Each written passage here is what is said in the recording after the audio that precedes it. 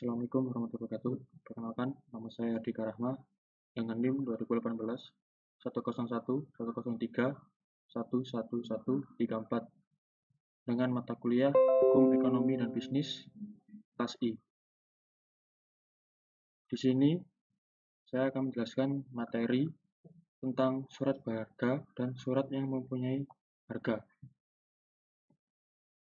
Surat berharga, pengertiannya yaitu sebagai dokumen yang diterbitkan sebagai pemenuhan suatu berupa pembayaran sejumlah uang, sehingga berfungsi sebagai alat bayar kepada pihak yang memegang surat tersebut, baik pihak yang diberikan surat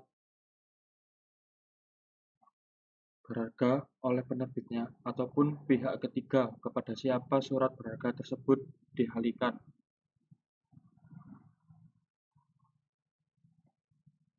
Selanjutnya, manfaat surat berharga secara yuridis. Yang pertama, sebagai alat pembayaran.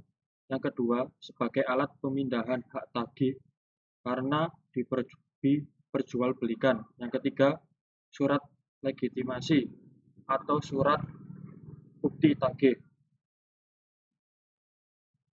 Berikutnya, manfaat surat berharga secara fungsinya. Yang pertama, surat yang sifatnya hukum kebendaan. Yang kedua, surat tanda keanggotaan dan persekutuan. Yang ketiga, surat tagihan utang.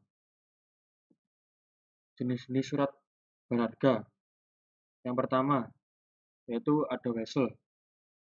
Pengertiannya yaitu surat berharga yang memuat kata wesel di dalamnya yang diberikan tanggal dan ditandatangani di suatu tempat, di mana si penerbitnya memberikan perintah tanpa syarat kepada tersangkut untuk pada hari bayar-membayar sejumlah uang kepada orang penerimanya yang ditunjuk oleh penerbit atau penggantinya di suatu tempat tertentu.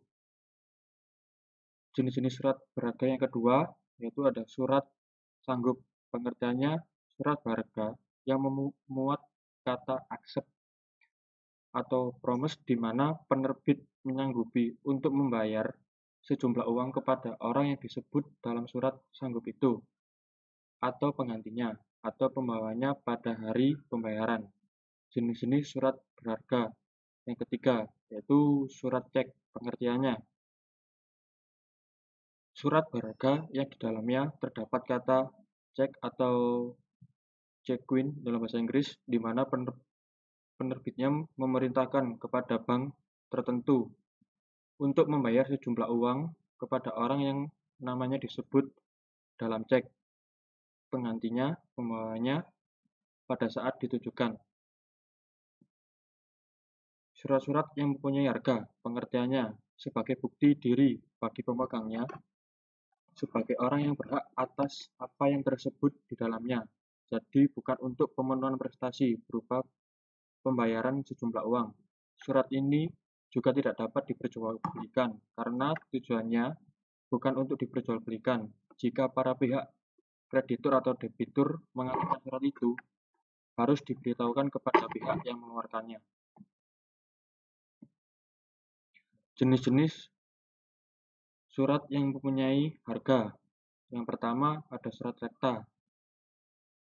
Pengertiannya surat berharga namun menjadi mempunyai karena pihak mengandalkan akte itu sukar diperjualbelikan, maka akte tersebut menjadi surat yang berharga yang diatur dalam pasal 101.